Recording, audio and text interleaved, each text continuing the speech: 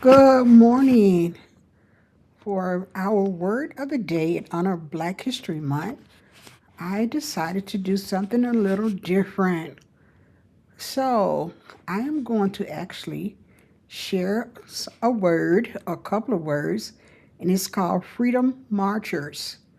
Now, I want to talk about Freedom Marchers from my own perspective and my own experience.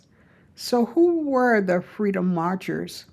So I'm going to share a little of this video that I found from GPB Education, and I only want to play. Freedom rides are a dramatic moment that occurred at the peak of the civil rights era in 1961. They were a response to a law that had been passed. So in 1961, a northern group of civil rights activists called CORE, the Congress of Racial Equality, decides to test this law by calling together activists of different ages, of different races, of different educational and economic backgrounds, and of different religions to travel together, sitting side by side on interstate buses from Washington, D.C., all the way to the Deep South.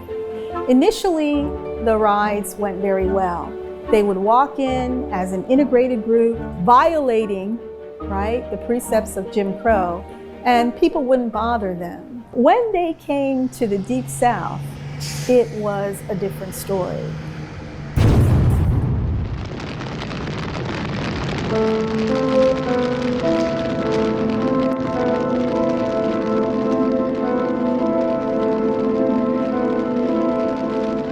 So their ride stalled. They encountered hostile, violent, angry mobs. The federal government sends in. And there's where I want to stop the video so I can share my own experience. I would highly suggest that you will finish this video that can be found on YouTube. But because I'm sharing with my class, I wanted to tell you about the Freedom Marchers. The Freedom Marchers are the same people.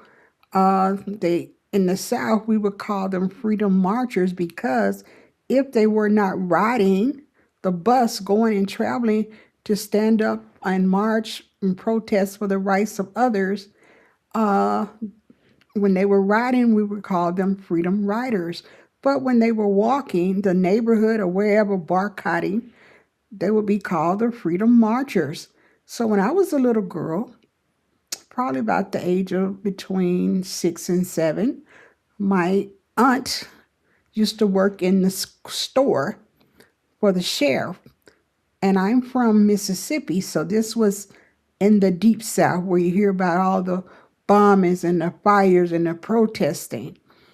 And the store in which my aunt was working, the Freedom Marchers had came to boycott. And that's a story for another day. And they were marching and they would always sing, I ain't gonna let nobody turn me around. And they were marching around the store where my aunt worked. She was inside the store. And me being a little girl had some money and I went to the store to purchase something. And I was so little, they didn't see me when I walked, eased around them and went in the store. And I bought something and I paid it and I was singing the song and the people face, they were looking at me all funny, but I was a little girl. I didn't know any better. So when I left out the store, one of the ladies, one of the Freedom Marchers saw me eating this little ice cream and she walked up and she asked me, did I get it out of that store? And I said, yes. So she took the ice cream and she threw it away and told me not to buy from that store.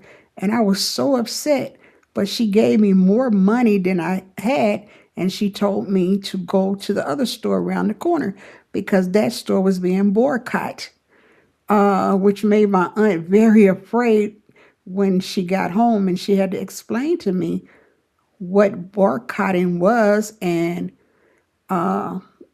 telling me don't ever go in a store where a store is being boycotted by freedom marchers. So that was a lesson learned and an experience I will never forget. So I just wanted to share. It's much, much more to that story, students, but we're not going to go into it. I just wanted to introduce the word freedom marchers, and that is our word for today. I hope you learned something. See you tomorrow.